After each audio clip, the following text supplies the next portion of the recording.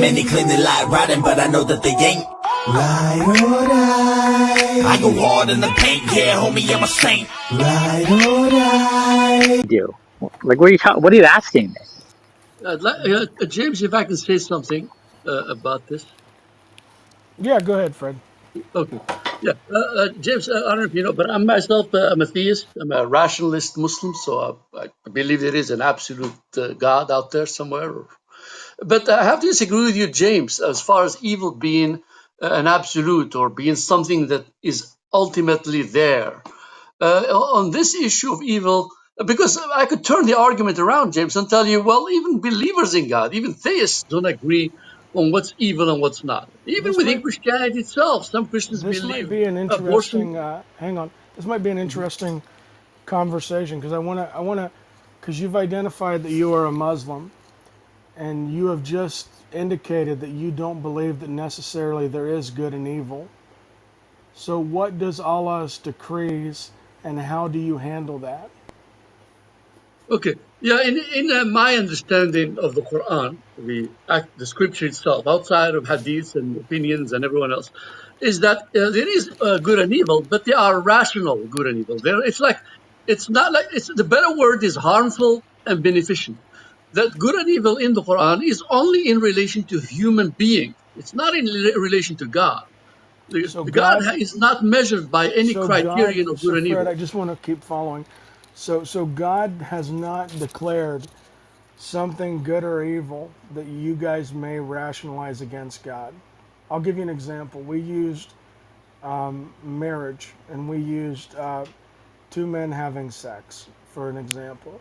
Now that people have rationalized in our societies today that there is absolutely no issue with that, that it is not immoral, but yet, according to the Quran, the Hadith, any authentic Islamic state, that requires a death penalty. So I'm confused when you're saying that somehow it's just you rely on your own rationality, because it sounds like even if you reason to something else, God still has the final say. But that's what I'm trying to say. That in Islam, God uh, makes rational laws for human beings in this world. If there were a different universe with different life forms, the laws about sexuality would probably be very different than the Islamic laws, the Quranic laws, the divine laws in this world, because they would have to be rational to that world. And even here on Earth, certain communities, certain laws, not all laws, some laws are different. Some Islamic laws for somebody living in the mountains of Afghanistan are not going to be the same laws for some things, not for just for some specific things. The same as the laws for somebody living in New York City. But that's because they're rational. They're So Could I based what be if on. brief? so Can I what say if one the thing, James? I'll be atheists? brief. Yeah, go ahead, Paul. To me, the good would be, 'cause yes, it could be different for different creatures or different areas.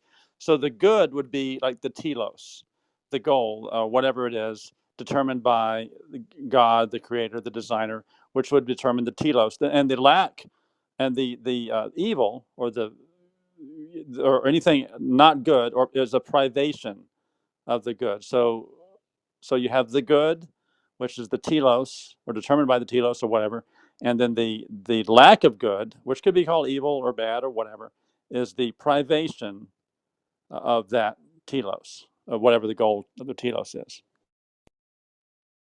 Yeah, Uh, I mean, I would use similar terminology as far as describing God, because we would use God as that standard. I Within agree. our Mormon friend, or not Mormon, I'm sorry, I apologize, Fred. I didn't mean to just call you a don't Mormon. worry, I have no problem with Within our, Mormons. They're nice people.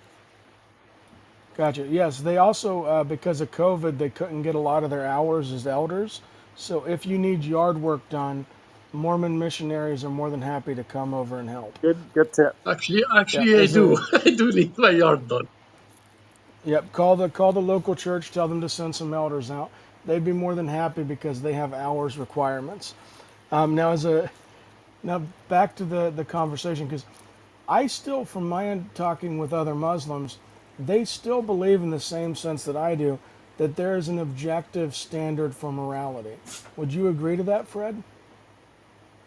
Yes, absolutely. Objective. But objective in relation to this universe, to this world, this planet, and these humans.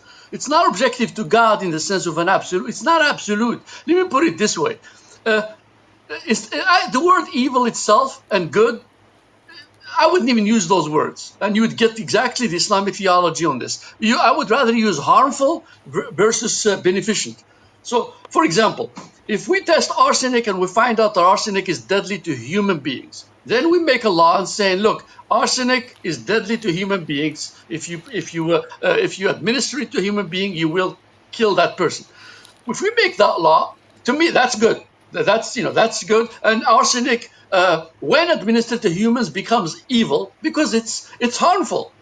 Homosexuality is evil because not because of some divine great principle or God Himself, abhors it in of Himself. He abhors it for us because it's harmful to No, Fred, but us. Fred, wait. So when you say beneficial, you're smuggling in a telos. So beneficial for, so if you were a kudzu or an invasive mosquito, the benefit would be to get rid of and to destroy all those things or some sort of benefit. So I mean, if we are humans that need to be destroyed off the planet, so anything beneficial would be things that destroy, harm, and end human life. So you have to have the telos. So when you say Hey, Paul, benefit, I've got a good you're smuggled in the example. telos. I've got a good example. So, in an Islamic state, if let's say an Islamic state were to go to war with the U.S., if the Islamic State wins, then they would take potentially slaves from the United States. In doing that, the Islamic State could override my marriage, and then a Muslim would be able to have sex with my wife if his right hand possessed her, or in case force her to marry him in another case. So that's one of those cases where you're describing something as good and evil, but it doesn't sound like any prisoner would reason that that's a good thing, that my wife is now being taken by, somebody who just, captured my society.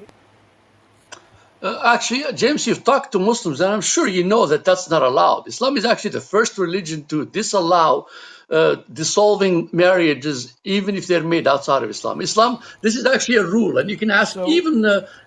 Well, let me finish. Even those crazies, the Islamic State with capital I and S, even those guys, if you ask them about a Christian or a Jewish or even an animist marriage, whether they have the right to dissolve it, they'll tell you in Islam it's not allowed. Muslims are unanimously agreed that marriages outside of Islam are binding, legal, and cannot be that is, dissolved by man or beast. sadly, that is not the case when it comes to war. Are you familiar with Shabir Ali?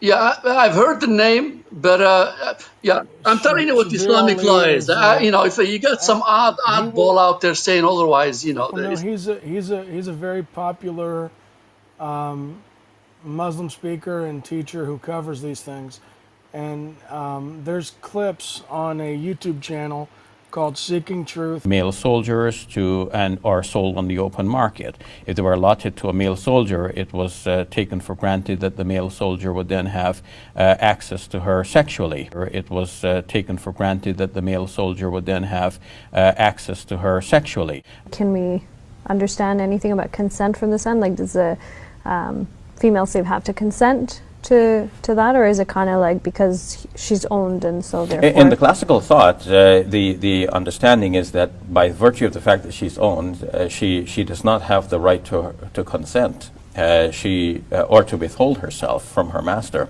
The master has the full right over her, and her consent does not play anything in this relationship. That actually shows him saying and agreeing with me in classic Islamic thought, because I was just conquered and now I am a slave, I am property. My wife is a slave and now in property. Because of us being conquered, that now negates our marriage. Now, I am familiar with what you're James, that's saying. completely untrue and incorrect. And you can go to a Muslim room right now, any Muslim room, and ask them that question, and they'll tell you exactly what I'm telling you. Even the craziest Muslims disagree with you on that point. So I don't know if you're trying to score Fred, points, James, or what are you trying to do? no, But no, what you're Fred, saying is completely And it's incorrect. off Fred, topic.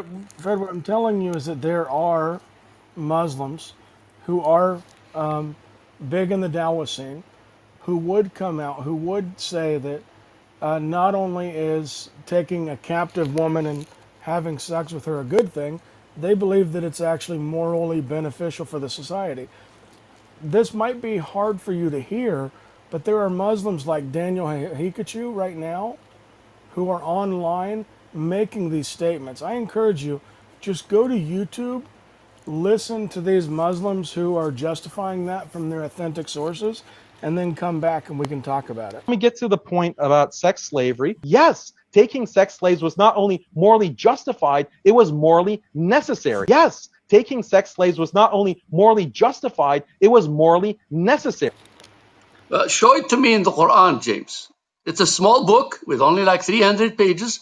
Just give me a verse in the Quran that says you can take married women as your slaves or as your own booty, whatever. Do you Oh God, this is do you boring. do you accept that you can have sex with what your right hand possesses? What your right hand possesses, you first have to explain to me what that word actually means before you can go anywhere beyond that.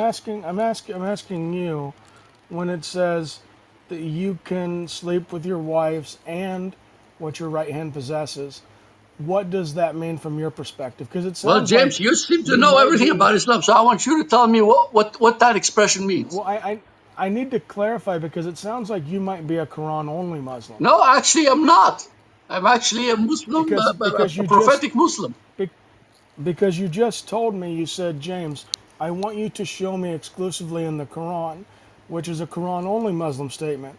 Typical Muslims, if they're Sunni, will tell me, hey, I need you to show me a tafsir. I need you to go to Bukhari. I need you to go to Muslim. I need you to show me in the Sunnah because they are not Quran exclusive.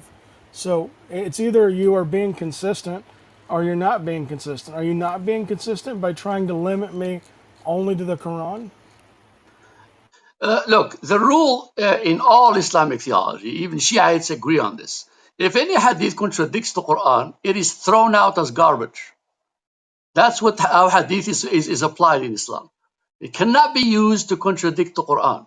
So you show me in the Quran a basis for this law of war, and then I'll go, okay, fine, yeah, now you have something. But you will not be able to show me that because you don't, it doesn't exist. Why are you limiting me to only the Sunnah from the Quran when according to the Shahada you're supposed to recognize there's one God and that Muhammad is his final messenger and you're supposed to follow the Prophet.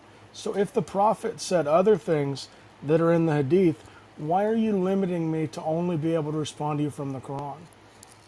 I didn't limit you. I told you exactly what the Prophet himself And I said.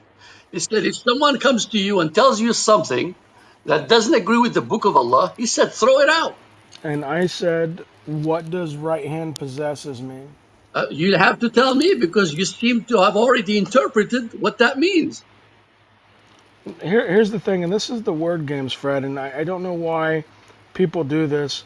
Like, it's just like, and I think it happens a lot, like going into Western rooms, because you assume that, like, the person hasn't talked to other Muslims or doesn't have a Quran sitting 2 feet from me or This is hasn't, boring. read tafsirs on this. I'm just simply pointing out that, one, you tried to limit me to the Quran. Two, you believe that you are a Muslim and you understand Islam. You won't tell me what your interpretation of right hand possesses is, and now you want me to tell you what the Muslim belief is. Do you see how hypocritical this is? No, it's not hypocritical in light of your humongous assertion against Islam that Muslims can rape other people's wives. So, if you heard me very clearly, what happens in the time of war, the Islamic community takes captives. By definition, because I'm a captive, I'm now property. My wife is property in Islam, which means that that has done away with our marriage. Islam does not claim that that man is taking my wife. They claim that he is taking what his right hand possesses, an unmarried slave. That's exactly what I said.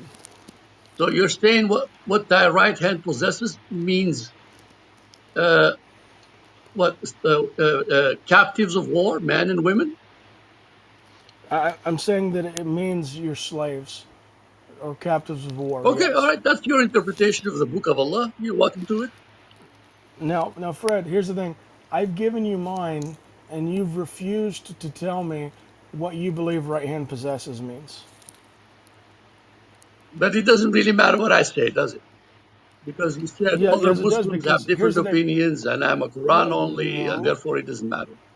no. It does If I matter may. because I'm talking to you. And here's the thing. If you would have said, James, I'm a Quran only, then I'd say, okay, well, maybe you have a different, unique opinion of what right hand possesses means.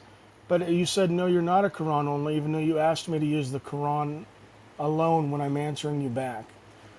Now, what I'm saying is that you are saying you are a Muslim, you know what this means.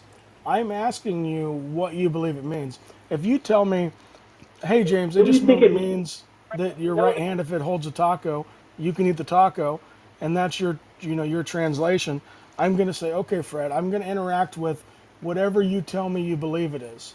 But the replays are on. So if you tell me something like crazy, somebody is going to be able to go back, see the room replay, and see that Fred went crazy from the dean. So you don't have to tell me what it means, and then we can just put a pin in it, move to the other conversation. The only thing that the audience will hear that it means is what I've given them. I am not the messenger of God. I don't have to interpret the scripture for anyone else other than myself. And for me, it doesn't mean what you said. What does it mean for you? For me, it means that you cannot touch someone else's wife, even if he's a cow worshipping Hindu. That in my Islam, which uses both Hadith and Quran and opinions of scholars, marriage is sacred. It doesn't have to be Islamic. Any marriage in any culture, even tree worshipping animists, if a man and a woman are together and they don't need a legal, they just have to be united. Any union in Islam is held sacred, cannot be touched. That's what I learned. That's what I was taught. And And that's what I see in the Quran and the Hadith.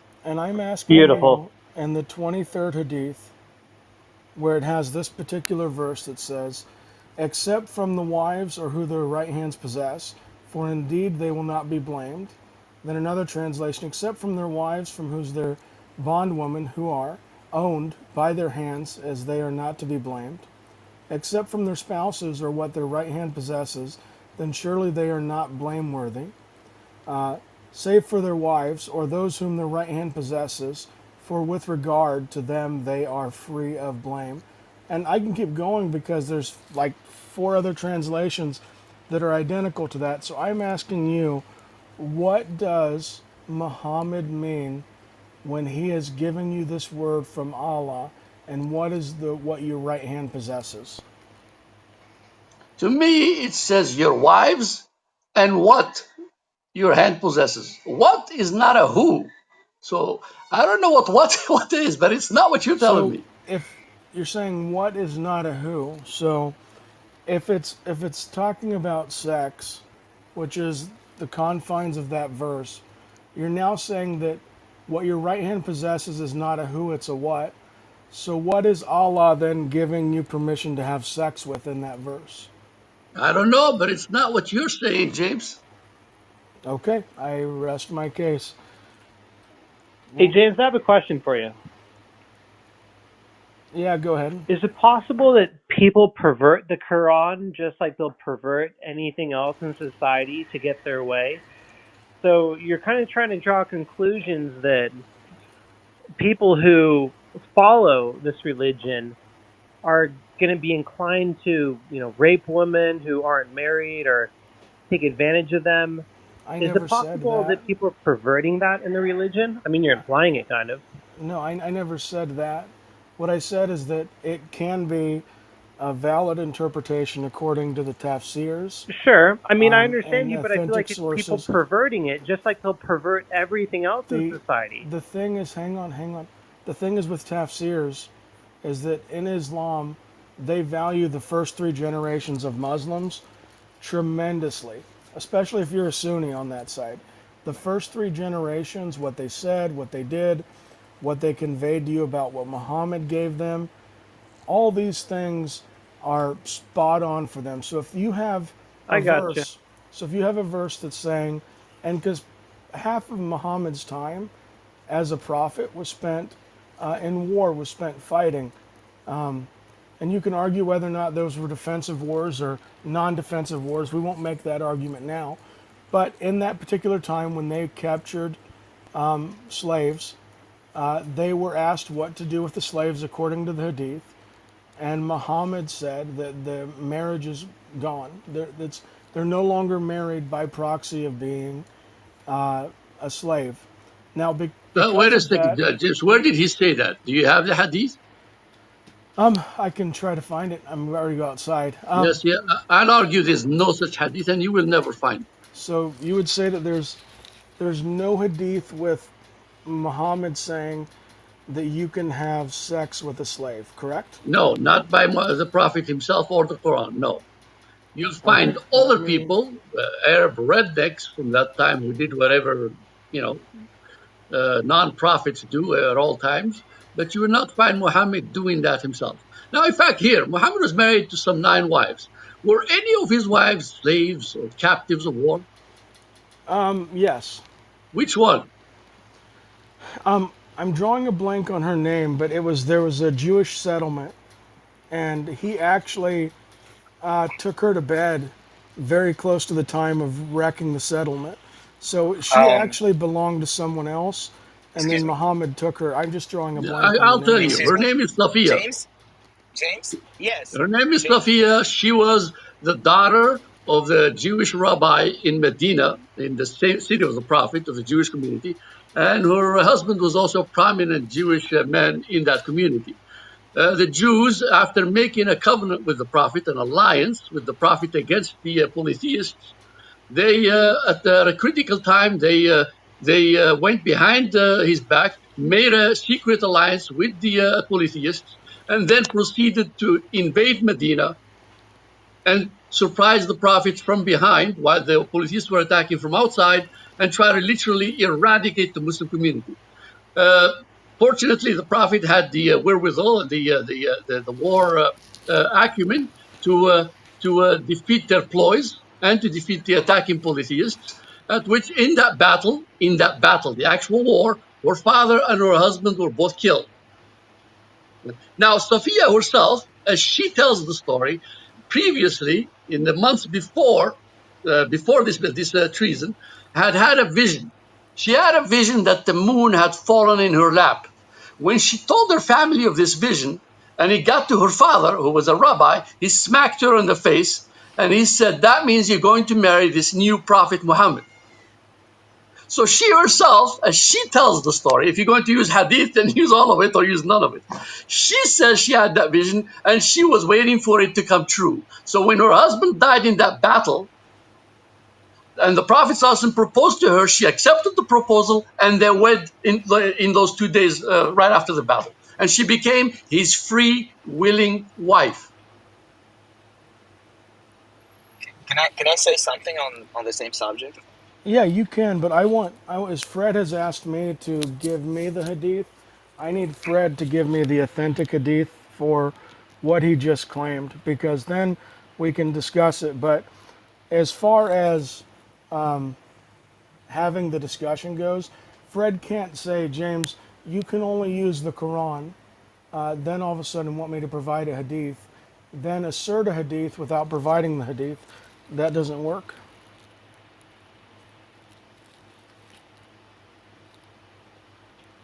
Ask your question. Yeah.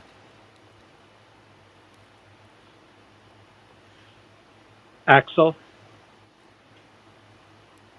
Yes, sir. So what I was about to say is that I have the story of Safiya, which was one of the wives prophets and was a member of a Jewish community that lived in Medina.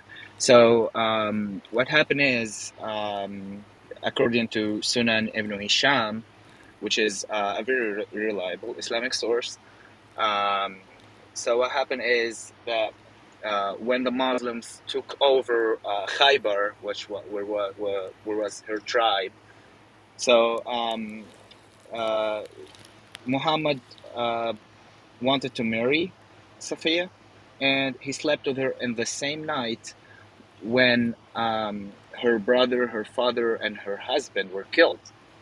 So can you believe if a sane lady would accept to sleep with the killers of her husband, with her own will, with the killers of her husband, her family, with the slayers of her people? She would accept to sleep with them in the same night? That looks crazy to me. Axel, And you I know, have Even if she my dreamed about it, okay. as So you say. I want to give Fred the hadith, but yes, what our friend down at the bottom has just said is true. That is in the hadith. That's an excellent point. But Fred, get your pen and paper out so I can give you. So volume 9, 97 hadith 506. Then you can go to hadith 2167 from Book of Sunnah. I found all kinds of. Even got like a tafsir. that I'm which trying to book get of on there. Sunnah? Which book? So this is tafsir of Surah of the 422. It says Which tafsir? Which commentary on the Quran? Because it is literally 100 of them. Which tafsir? Tafsir Ibn Abbas, Tafsir al-Qurtubi, Tafsir Ibn Kathir. let me see the name of this one.